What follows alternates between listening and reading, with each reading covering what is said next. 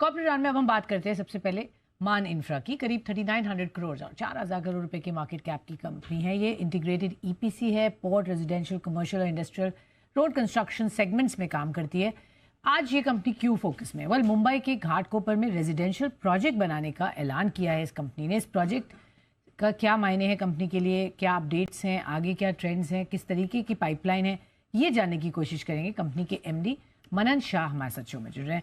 मनन, good afternoon, शुक्रिया आपने हमें समय दिया। सबसे पहले इस प्रोजेक्ट जो आपने बैग किया है, रेजिडेंशियल प्रोजेक्ट, इसका क्या मायने है, किस तरीके के प्लान्स हैं आपके going forward in this space?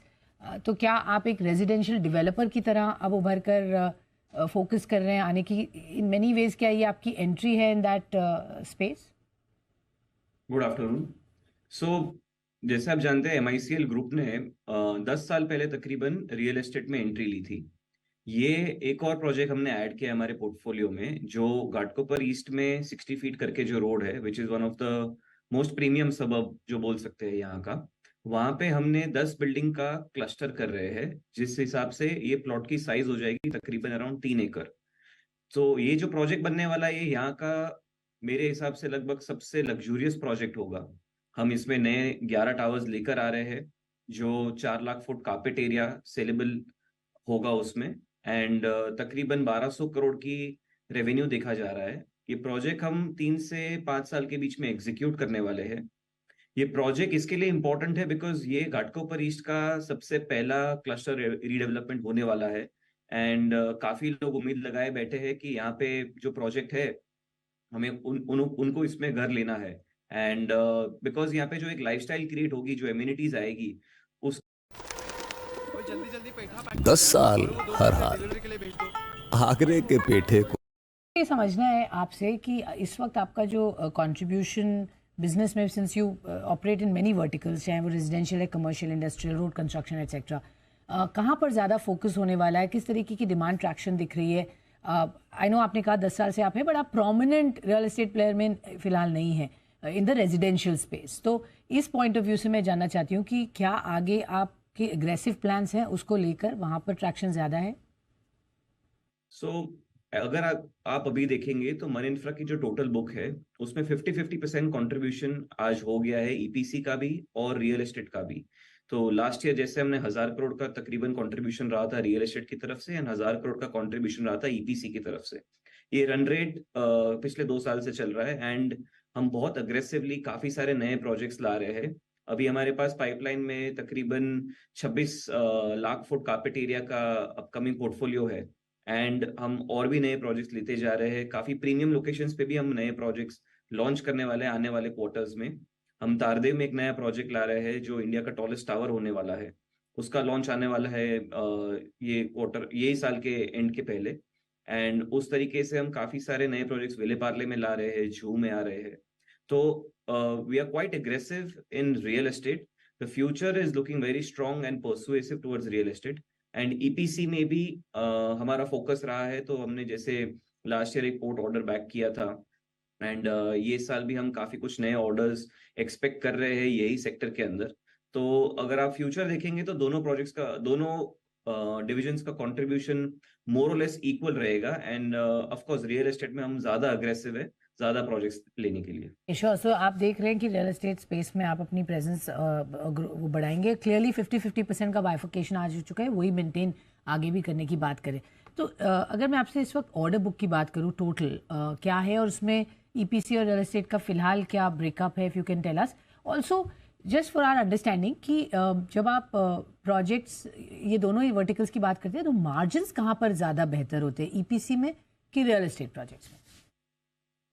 अगर ऑर्डर बुक की बात करें तो तकरीबन 1000 करोड़ की ऑर्डर बुक हमारी ऑलरेडी है ईपीसी में। एंड जैसे मैंने रियल एस्टेट में आपको बताया कि तकरीबन 2.6 मिलियन स्क्वायर फुट हमारा अपकमिंग पोर्टफोलियो है। एंड जो आने वाले सालों में हम लॉन्च करने वाले हैं, ये साल हमने जो टारगेट किया है उसमें से तकरीबन 1 मिलियन स्क्वायर फीट का लॉन्च यही साल हमने टारगेट किया हुआ है, जो तकरीबन अराउंड 3,500 से 4,000 करोड़ के बीच में उसकी इन्वेंट्री वैल्यू होगी। एंड अगर ईपीसी की बात करें तो ईपीसी में आने वाले महीनों में जैसे मैंने आपको बताया कि पोर्ट का एक और ऑर्डर आने वाला है जो हम एक्सपेक्ट कर रहे हैं। उसका टेंडरिंग प्रोसेस शुरू है एंड अंदर नेगोशिएशन है। ओके। और जब आप सिटी वाइज या ज्योग्राफी वाइज प्रेजेंस अपनी बढ़ाने की बात करें, आप कह रहे हैं काफ़ी अग्रेसिव हो गए आप रियल एस्टेट स्पेस में गोइंग फॉरवर्ड, किस कौन सी सिटीज़ आप टारगेट कर रहे हैं टू बिगिन विद, और in residential I am talking about, और कौन से अभी बड़े launch pipelines in the real estate segment that we are going to see from you, किस स्टेजेस पर वो हैं, क्या नंबर है, if you can give us some colour on that. बस मुंबई ही रहने वाला है, मुंबई मेट्रोपॉलिटन रीजन बेसिकली। तो वहाँ पे हमारे पास आज के तारीख में प्रोजेक्ट एक जो घाटकोपर में हमने अनाउंस किया वो सिक्योर किया है। उसे 4 से 6 महीने लगेंगे लॉन्च करने के लिए। हमारे पास मीरा भाईंदर में एक प्रोजेक्ट है जहाँ पे हमने फेज 1 ऑलरेडी डिलीवर कर दिया है एंड फेज 2 का लॉन्च किया है हमने।